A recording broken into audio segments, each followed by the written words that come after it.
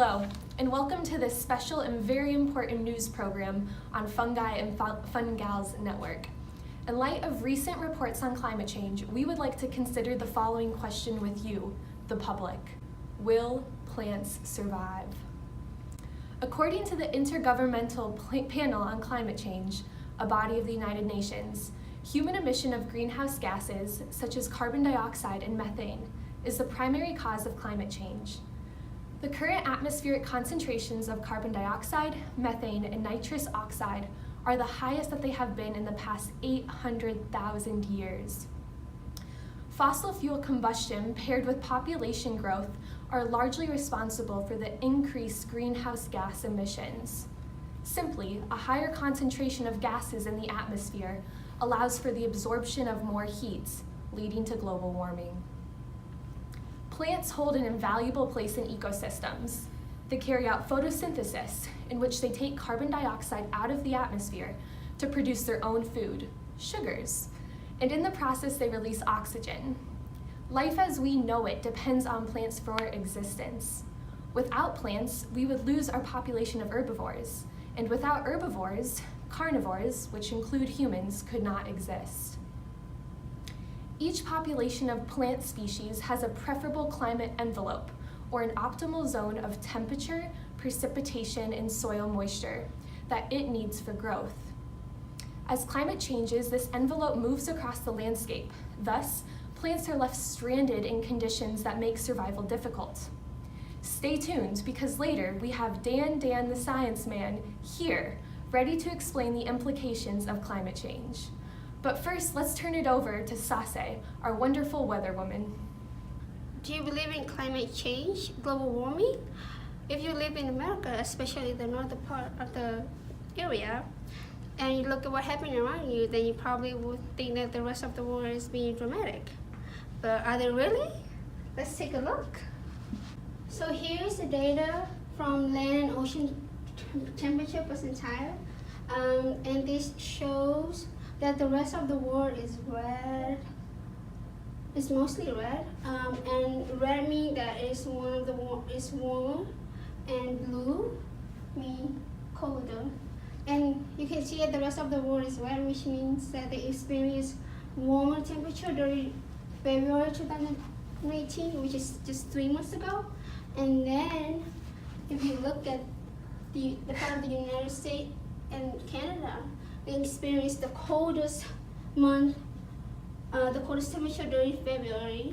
So you can see why people in the United States and the part of the United States is really believe in climate change or disagree with others that the globe is getting warmer. There's also a misconception about weather and climate, so let's define it. Weather means that it is a change in temperature and precipitation in a daily basis, and climate is change in precipitation and temperature over 30 years. Atmosphere's CO2 is related to global warming and climate change. So let's take a look at this data from NOAA. And as you can see across the year, that CO2 level kept rising. So that may be the cause of the globe getting warmer and warmer. Thank you, Sase, for your wonderful insights.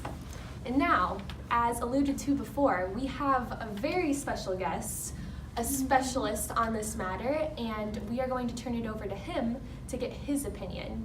Introducing Dan the Science Man. Dan the Science Man. Dan the Science Man. Dan Man the Science Man. Science rules. Dan.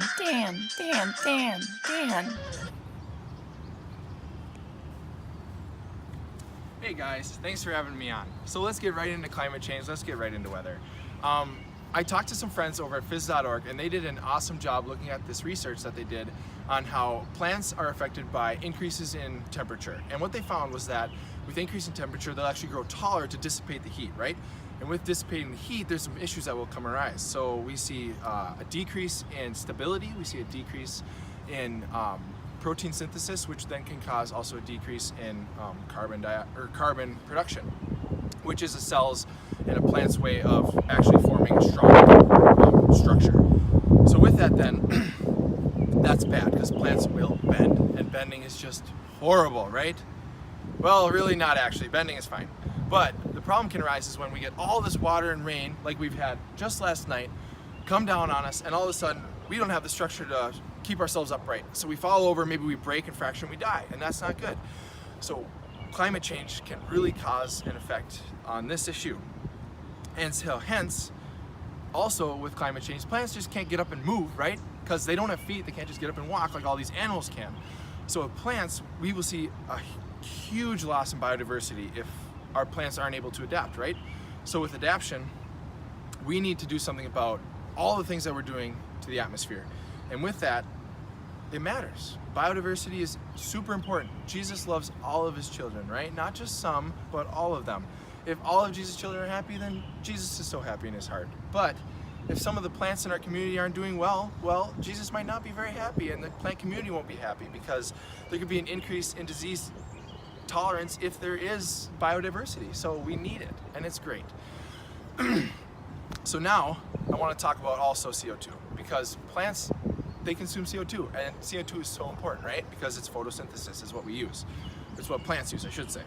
And with CO2, you might argue that plants will do better when there's an increase in atmospheric CO2 concentration, right? Because plants will take in all that they can get. Well, that's actually not true.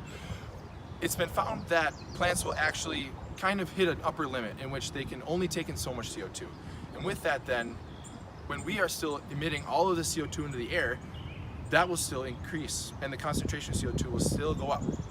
With that then, we'll see our climate change continue to grow, because what is the greenhouse effect, right? It's CO2 creating all this heat in our atmosphere. And with all of that, we'll see a dryness also. Dryness is not good, because then water won't be washing off all of our macromolecules into the roots of our plants, which is what the plants need to eat. So we might see a nutrient deprivation, which will actually be our limiting factor.